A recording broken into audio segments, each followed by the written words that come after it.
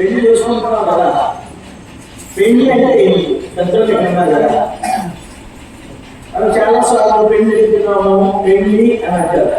పెళ్లిలో 3 భాగాలు. ఒకటి పెళ్లి చట్టబద్ధంగా జరగాలి, దాన్ని పెళ్లి అంటారు. రెండవదిగా క్రైస్తవంలో ఇప్పుడు హిందువులు అయితే సాంప్రదాయం అంటారు.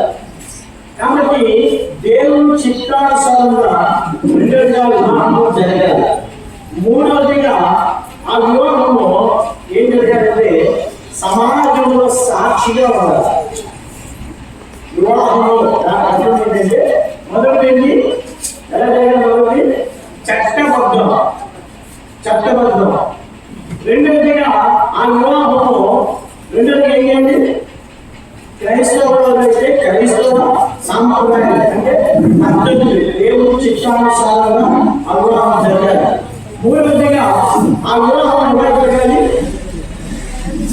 సమాజంలో ఇప్పుడు చాలా వివాహాలు జరుగుతూ ఉన్నాయి. కొన్ని వివాహాలు తల్లిదండ్రులకు తెలియకుండా జరుగుతాయి. కొన్ని వివాహాలు ఏం చేస్తాయి? పెళ్లి కొడుకు పెళ్లి తప్ప ఇంకెవరు కూడా వివాహాలు తెలియదు. ఇది మన దేశం జరుగుతున్న ఆచారం. అయితే క్రైస్తవమైన జీవితంలో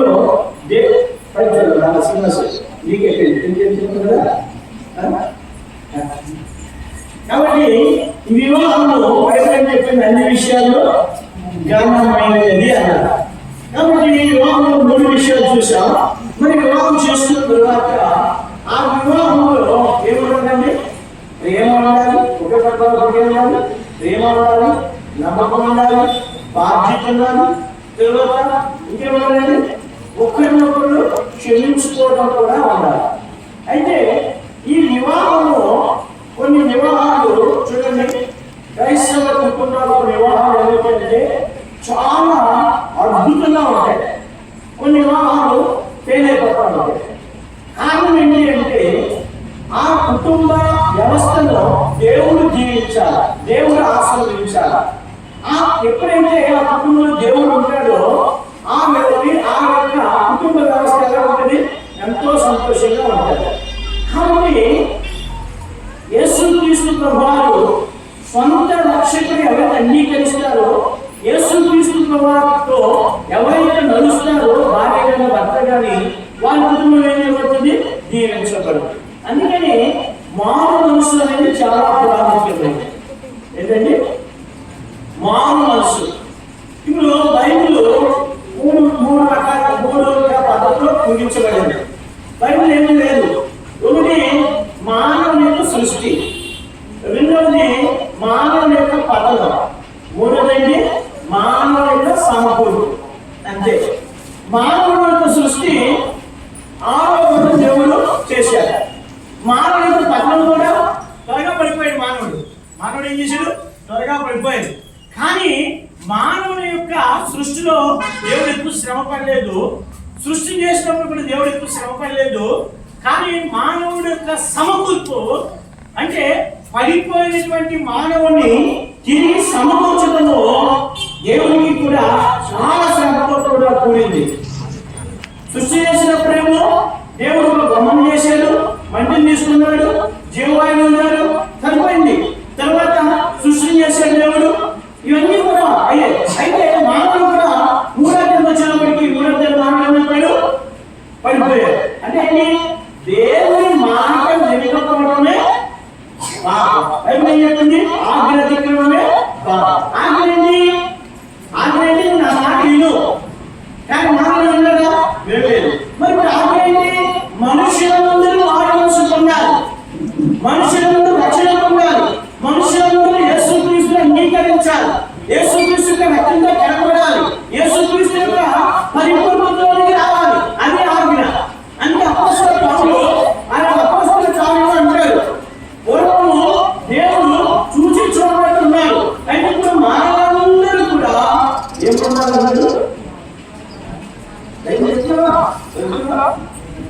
ఏమన్నారు? ఈ వివాహాలు ఏమైనా చదువుతున్నారా?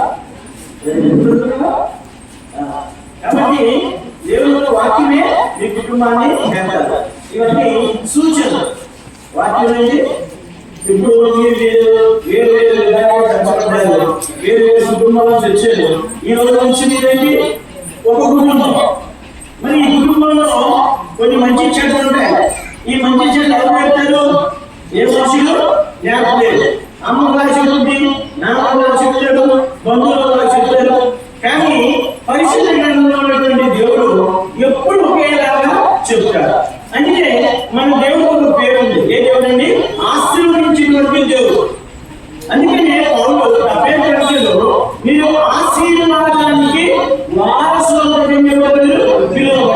ఇప్పుడు మీరు జతపరచబడుతున్నారు దేనికి?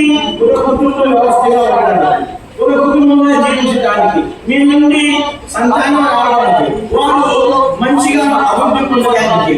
అందుకనే ఒక పెద్దవాళ్ళు చెప్తారు, ఒక మంచి కుమారుడు ఏమవుతాడండి? మంచి భర్త అవుతాడు. మంచి భర్త మంచి తండ్రి అవుతాడు. కాబట్టి ఈ మంచి తండ్రి దేశానికి ఏం చేస్తాడు? మంచి క్షేమాన్ని కలిగజేస్తాడు. కాబట్టి ఈ వివాహ వ్యవస్థ మీరిద్దరూ దేవుల్లో ఉంటే మీ కుటుంబం కూడా వారిలో ఉంటారు, దేవుల్లో ఉంటారు. మీరిద్దరూ పవిత్రంగా ఉంటే వారు కూడా పవిత్రంగా ఉంటారు. మీరిద్దరూ దేవుడిని ప్రేమించారనుకోండి, వారు కూడా మిమ్మల్ని వారి చేస్తారు, దేవుడిని ప్రేమిస్తారు. అయితే ఇప్పుడు కొత్తగా చెప్పబడిన మీరు ఇక్కడ వాక్యం ఏం చెప్తుందో దాన్ని మనం జ్ఞాపకం చేసుకోవాలి. వాక్యం ప్రకారమే మనం జీవించాలి, వాక్యం ప్రకారమే నడవాలి. కాబట్టి అప్పుడు ఆ యొక్క కుటుంబ వ్యవస్థ దేవుడు ఏం చేస్తాడు? ఆశీర్వదిస్తారు. చూడండి, పెద్దవాళ్ళు ఉన్నారు, వాళ్ళు 30 సంవత్సరాలు కుటుంబ 40 సంవత్సరాలు 50 సంవత్సరాలు ఉన్నారు. వాళ్ళు ఏంటంటే పెద్దవాళ్ళు అడుగుతారు, 60 సంవత్సరాలు పెద్దవాళ్ళు వాళ్ళు భార్యతో కలిసి ఉన్నప్పుడు నేను అడుగుతాను, అయ్యా మీరు ఎంత కాలంలో కలిసి ఉన్నారు కదా, మీరు ఎలాగా కలవరా కాకుండా భారం కాకుండా మీరు ఎలా ఉన్నారు అని అడుగుతాం. ఎందుకు నేర్చుకోవడానికి. వాళ్ళు చెప్తారు, అయ్యా కలవరాలు వస్తాయి, సమస్యలు వచ్చాయి, మా మధ్య కూడా వచ్చాయి. కానీ మా మధ్య ఎవరున్నారు? ఎవరున్నారు? మా మామగారు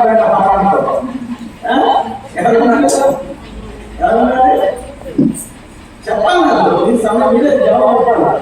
ఈ చాలా మంది పెళ్లి ఉంటారు. ఇప్పుడు పెళ్లి కావాల్సినటువంటి మీరు జరగాల్సినటువంటి మీరు చెప్పాలి. ఎవరైనా మీకు దేవుడు ఉండాలి. దేవుడు గుర్తుపెట్టుకోవాలి. దేవుడు ఎప్పుడు అన్యాయము చేయడు. దేవుడు ఎప్పుడు అన్యాయము చేయడు.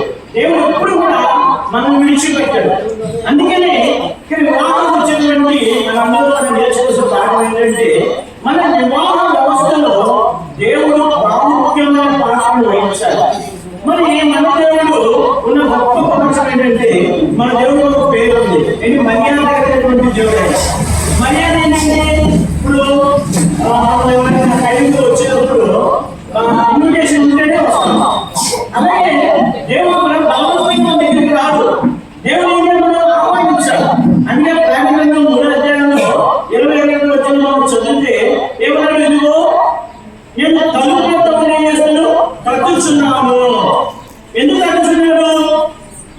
కొంతమంది చూడండి, కొంత ప్రజలకి ఎలా ఉంటుందంటే చిరుగుతుంటుంది. ఎవరైనా తీసుకెళ్ళాలి, వాటిని అక్కడ కూర్చోబెట్టారు, కూర్చోరు. ఇంట్లో వెళ్తారు, ఆ గదిలో తిరుగుతారు, ఈ గదిలో తిరుగుతారు, కిచెన్ లోకి వెళ్తారు, ఏ ఊరుకున్నారా చూస్తారు, కొంతమంది చూస్తారు. ఆయన అప్పుడు చూసిన ఏమంటారంటే, మరి సరైన మర్యాద తెలియదు, వాళ్ళు ఇంట్లో కూర్చుపోతున్నారు, మంచంగా చెప్తున్నారా, మీకు మర్యాద తెలియదుగా. అందుకని అయితే మనకు ఆయనవాడు కాదు, నువ్వు పిలిస్తేనే వస్తాడు. అందుకని దేవుడు ఏమన్నాడు? తలుపులతో ఉండి ఏం చేస్తాడంట? తప్పుచూ ఉన్నాడు. ఓ నా కుమారుడా, ఓ నా కుమార్తె, నీ ఉదయం తెరువు, నీ ఉదయం మీరు తెరిచి నన్ను నువ్వు ఆహ్వానించు. దేవుడు ఆహ్వానిస్తే మనం దేవుడు ఆహ్వానించాడుకోండి. ఇప్పుడు ఇంతమంది ఉంటే వచ్చారు, అందరూ వెళ్ళిపోతా. కానీ వెళ్ళడానికి ఒక ఆయన ఉన్నాడు, ఆయన ప్రభు యేసు క్రీస్తు వారు. ఆ యేసు క్రీస్తు వారు ఈ దినం నుంచి ఎప్పటి వరకండి? మీరు మరణ పర్యంతం కూడా ఆ దేవుడు మిమ్మల్ని విడిచిపెట్టడు. ఆ దేవుడు మీరు ఎడబాయడు, ఆ దేవుడు మీరు కలిగి ఉండాలి, ఆ దేవుడు మీరు ఆహ్వానించాలి, ఆ దేవుడు యొక్క రక్తంతో మీరు కలగబడాలి, ఆ దేవుడు యొక్క నామం బట్టి మీరు రక్షించబడాలి. ఆ రక్షణ పొందితేనే ఎవరుంటారండి? దేవుడు ఉంటారు. దేవుడు ఉంటారు. దేవుడు పరిశుద్ధుడైనటువంటి వాడు. అందుకని బైబిల్ ఏ పేరు పెట్టారు? బైబిల్కి పరిశుద్ధ గ్రంథం. అందుకే దేవుడు ఏమన్నాడు? నేను పరిశుద్ధుడైన ప్రకారం మీరు పరిశుద్ధ ఉండాలి అన్నాడా? లేదా ఉండొచ్చు, ఉంటే ఉండడం, లేకపోతే లేదురా నేను చెప్పాను అన్నాడా? ఏమన్నాడు? నేను పరిశుద్ధుడైన ప్రకారం మీరు పరిశుద్ధ కలిగి ఉండండి అన్నాడా? యుండుడే అని చెప్పాను సమాధానం. నేను పరిశుద్ధుడైన ప్రకారము మీరు కూడా ఉండండి, పరిశుద్ధులయుండుడి అంటే దేవుడు దేనికి ప్రతిష్ఠ చేస్తున్నాడు? పరిశుద్ధత. పరిశుద్ధత ఉన్న దగ్గర దేవుడు ఉంటాడు, పాపం ఉన్న దగ్గర దేవుడు ఉండడు, అపవిత్రత దేవుడు ఉండడు, అవిధేయ దేవుడు ఉండడు. ఆయన ఎవరైతే గణపరుస్తారో, ఆయన ఎవరైతే వెంబడిస్తారో, ఆయన శిరసత్వం మీద ఎవరైతే ఉంటారో వారిని ప్రేమిస్తాడు దేవుడు. అందుకే బైబిల్ చెప్తుంది, నన్ను గణపరచు వారిని నేనేం చేస్తాను? గణపరుస్తా. కాబట్టి దేవుడు నీ వివాహ జీవితాన్ని గణపరచాలి అని అంటే దేవుడు నీ విధంగానే గణపరచాలి. దేవుడు ఆజ్ఞని వారు నడుచుకుంటారు, ప్రతి వారు రక్షించబడాలి. కాబట్టి రక్షణ అనేది దేవుడి చిన్నట్టు ఉచితం. రక్షణ అనేది ఉచితం. ఇప్పుడు ఉదాహరణకు దేవుడు ఎంత కనికరం వాడంటే మత్తయి సువార్తలో మనం చూస్తాం. యేసుక్రీస్తు ప్రభువు ఉపమానం చెప్పారు. ఒక రాజు ఏం చేశాడండి? గొప్ప విందు చేశాడు. గొప్ప విందు చేసి ఏం చేశాడు? ఏర్పరచబడిన వారిని పిలిచాడు. పిలిస్తే వారు ఏమన్నా విందు సిద్ధపరచబడింది, విందు సిద్ధపరచబడింది, కానీ వాళ్ళు ఇంకా రాలా.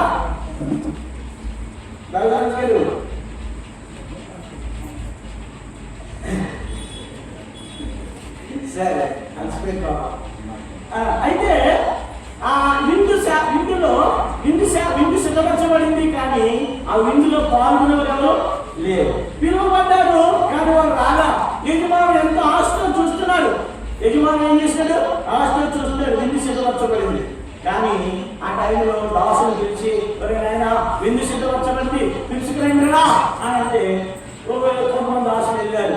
ఒకడు చెప్పాడు, అయ్యా నేను పొలం కొన్నాను, దాన్ని పొలం కొన్నాను, దాన్ని పరీక్షిస్తున్నాను, నేను రాలేదన్నాడు.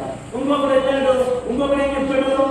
ఎడ్లు కొన్నాను, దాన్ని పరీక్షించి వచ్చున్నాను, నేను రాలేదన్నాడు. ఇంకొకడు ఏమన్నాడు? నేను వివాహం చేసుకున్నాను కనుక నేను రాలేదన్నాడు. ఆ యొక్క దాసులు నిరుత్సాహంతో వచ్చారు యజమానుడు. యజమానుడా ఎవరూ రాలేదు. అప్పుడు యజమానుడు అన్నాడు, అయితే మీరు వీధుల్లోకి వెళ్ళండి, కంచెల్లోకి వెళ్ళండి, అక్కడ ఎవరు ఉంటారంటే కుంటివారు ఉంటారు, గుడ్డివారు ఉంటారు, దరిద్రులు ఉంటారు, ఆకలి వారు ఉంటారు, వాళ్ళందరూ మీరు తీసుకురండి అని అంటే వాళ్ళందరూ వచ్చారు. అక్కడ వాళ్ళు మాట్లాడుకున్నాం. విందుశాల అంతా నింపబడింది, కానీ అక్కడ పెళ్లి వస్త్రాలు ఇస్తున్నారు, అందరూ పెళ్లి వస్త్రాలు వేసుకుని వస్తున్నారు. కానీ అక్కడ ఒకడు ఏం చేశాడంటే, ఈ పెళ్లి వస్త్రాలు నాకెందుకులే, ఈ పెళ్లి వస్త్రాలు నాకు వద్దు, నేను తినేసిపోతామని వచ్చాడు. అయితే ఏ కనికరమైన దేవుడు కనికరంతో ప్రేమించి వాడిని పిలిచాడో అదే దేవుడు ఆ వస్త్రాలు తీసుకోవడానికి నిరాకరించిన వాడి దగ్గరకు వచ్చాడు. జాగ్రత్తగా గమనించండి. రక్షణ అనేది గొప్ప ఉచితం. ఆ రక్షణను పొందకపోతే గొప్ప తీర్పు అనేది మీద ఉంది. అందుకనే ఆ యజమానుడు అక్కడ చూడడానికి వచ్చిన తర్వాత అందరూ పెళ్లి వస్త్రాలు ధరించుకొచ్చారు, కానీ వాడు పెళ్లి వస్త్రాలు లేక కూర్చున్నారు. అప్పుడు ఆ రాజు ఏమన్నాడంటే, లేకుడా పెళ్లి వస్త్రాలు లేకుండా నువ్వు ఎలా వచ్చింది? జాగ్రత్తగా గమనించండి.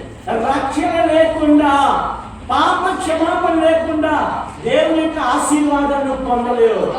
కాబట్టి రక్షణ అనేది చాలా ప్రాముఖ్యం, మారు మనసు చాలా ప్రాముఖ్యం. కాబట్టి నేను అన్నీ ఆ విషయం మాట చెప్తా. మా పెద్ద నేను మారు మనసు లేదు. మారు మనసు లేకపోతే అప్పుడు పెళ్లి చేయాలి. మా వదిలేమో ఎల్ఏ పాస్ గారు కూతురు పెళ్లి చేయాలంటే దావీదు మార్గం గారు తీసుకొస్తే అప్పుడు ఆయన మా అన్నయ్యని అడిగారు, అరే నువ్వు మారు మనసు పొందావా అని అడిగారు. ఏంటంటే మారు మనసు పొందావా అని అడిగారు. ఆ మాట అప్పటి నుంచి నేను రక్షించబడిన వరకు ఆ మాట నాకు చాలా అసహ్యం. ఈ ఎప్పుడు సావాసం అంటే నాకు ఇష్టపడేవాడు కాదు. ఎందుకని కనపడిన అందరూ అరే మారు వస్తుందేవా అడిగాడు. మా అన్నగారు టీ గ్లాసు తాగేసి అక్కడ పడేస్తే ఒక ముసలం దగ్గరికి వెళ్ళి టీ గ్లాస్ అమ్ముకుంటే ఆ ముసలం తీసుకుంటే ఏమంటే బాబు సాగర్ బాబు మారు వస్తుంది అని అడిగింది. ఈ గ్లాస్ తీయడం కూడా ఏముందండి, మారు వస్తుందా? అప్పుడు మా అన్నయ్య అమ్మ గారు నేను మారు వస్తుంది అని మారు వస్తుంది పెళ్లి చేయలేదా అన్నాను. మా ఇంట్లో పాప వచ్చి ఎక్కువ మాస్టర్ ఉన్నారా ఈ దేశం అంటూ ఉన్నారా అని చెప్పి కృష్ణా జిల్లా నుంచి ఒక పాస్టర్ గారిని తీసుకొచ్చారు. ఆయన 19లో పాస్టర్ గారిని తీసుకొచ్చారు, పెళ్లి చేశారు. కానీ దైవికమైన ఆశీర్వాదం పొందలేకపోయారు. చాలా శ్రమలు ఉండేవారు. మా ఇంట్లో చూశారు, చాలా బాధలు ఉండేవారు, ఎన్నో ఇబ్బందులు కూడా వెళ్ళారు. కాబట్టి ఆ దినాల్లో ఎందుకంటే దేవుడు ఇంటిని ద్వేషించిన కారణాన జాగ్రత్త మీరు గమనించాలి. దేవుని చిత్తాన్ని ద్వేషించిన కారణాన ఎన్నో శ్రమలు ఉండేది మా వాళ్ళు. అప్పుడు మళ్ళా మారు మనసు పొంది తప్పలు నొక్కుని మందిరానికి వెళ్ళి తర్వాత అక్కడి నుంచి అందులో సాహస్తులైన కనుక దేవుడు అక్కడి నుంచి జీవించడము మొదలు పెట్టారు. కాబట్టి నేను మీకు భార్యాభర్తలైన మీకు నేను వచ్చే సలహా ఏంటంటే దేవుని ప్రేమించాలి, రెండోదేంటి దేవుని ప్రేమించాలి, మూడోది దేవుని సేవకుని ప్రేమించాలి. అందుకని ఇక్కడ మా దేవుని వాక్యంలో మనం చూస్తాం. ఆ రెండు భాగాలు మనం చూసాము. మొదటి భాగం ఏంటంటే ఇక్కడ చూడండి, హోషేయ గ్రంథంలో 2వ అధ్యాయము ఇక్కడ దేవుడు చెప్తున్నా చూడండి 19-20 వచనాలు. మేము నిత్యము నాకు ఉన్నట్టుగా నేను నీతిని బట్టి తీర్పు తీర్చుట వలన దయాదాక్షిణ్యం చూపుట వలన నిన్ను ప్రధానము చేసుకుందును అన్నారు. కాబట్టి అపోస్తలుడైన పౌలు కూడా కొరింథీయుల్లో అంటాడు, నేను ప్రధానము చేసింది క్రీస్తుకు అన్నాడు.